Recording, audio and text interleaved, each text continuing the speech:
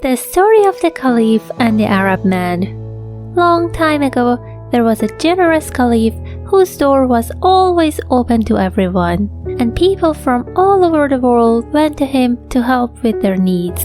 One time, during the reign of this Caliph, an Arab woman complained to her husband about their poverty and said, "We live in destitute and are miserable.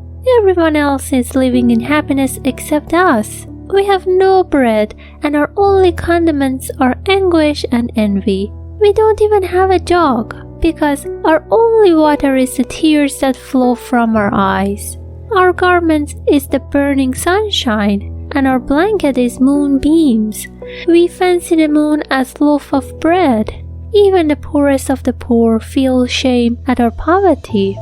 The Arab man replied, "Don't be greedy. Most of our life has passed.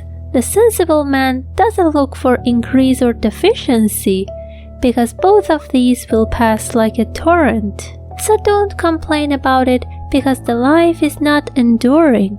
In this world, every animal from a mosquito to the elephant are living happily and without any anxiety. They don't care about the ease or difficulty of life.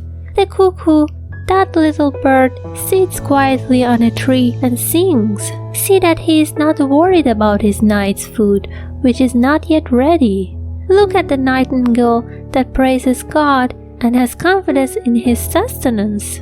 So put aside these sorrows and try hard and have hope in God." The thoughts of what to do and what not to do are obsessions that come to life and eat us like termites.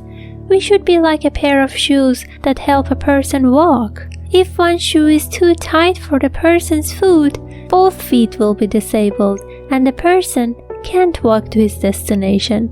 Money and gold are like a beautiful dress that covers human flaws. The simpler clothes a divine person wears, the better he is seen. Oh wife, try poverty for 2 days without seeing a need, although we still have to work hard to earn a living. The husband and wife argued about their points on the issue for a long time until they both came back to each other. "Now you tell me what I should do to be saved." The woman said, "Go to Caliph's palace and join him. We may get something out of it."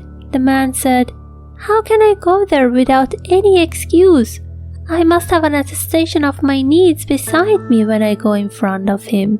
The wife said, "The best attestation is to entirely leave your existence and put your whole being in front of that authority. Take this water jug, which is all we have, to the Caliph, and tell him that we had nothing else to bring except this gift. The water in this jar is from rain. He might have a lot of gold and jewels, but he doesn't have such rare water in this desert." The Arab man started his journey to the Caliph's palace. He was carrying along the jug day and night and was trembling for the jug in fear of losing or breaking it. He protected the jar from any accident. The woman also confided in God in every way to protect the man and the jar in his journey. With the woman's prayers and the man's care and effort, he finally brought the jar safely to the Caliph's palace. There he saw a bountiful court where the needy had spread their nets. At once he heard a loud call saying, "Come, O seeker!" The court officers had perceived what he wanted, because it was their practice to give before being asked. They did not allow the needy to exchange his reputation for money. They greeted him and asked where he came from. The Arab man found their behavior godly and said, "I came to receive money, but after seeing you, I got absorbed by you. I brought water to take a bite of bread, but the smell of your bread sent me to the highest plane of existence, which relieved me from wanting bread and water. I'll stay here without any expectation." Then he presented the jug of water and said, "Bear this gift to the Sultan and redeem him from his poverty." The officials smiled at that, but accepted it as if it were as precious as life. When the Caliph saw the gift and heard the man's story, he filled the jug with gold and other presents.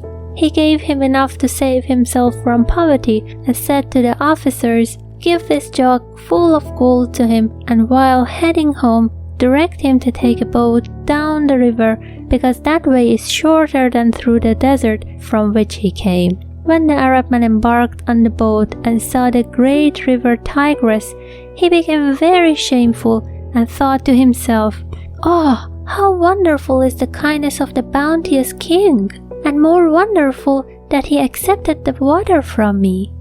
Oh brother, the jug of water is a symbol of our different sorts of knowledge, and the Caliph is the Tigris of God's knowledge. We are carrying jugs full of water to the Tigris. If the Arab man had seen a branch of the divine Tigris, he would have destroyed the jug. Thanks for watching this video. If you like to see more of Rumi's stories, make sure to hit the subscribe button and notification bell. I'll see you soon.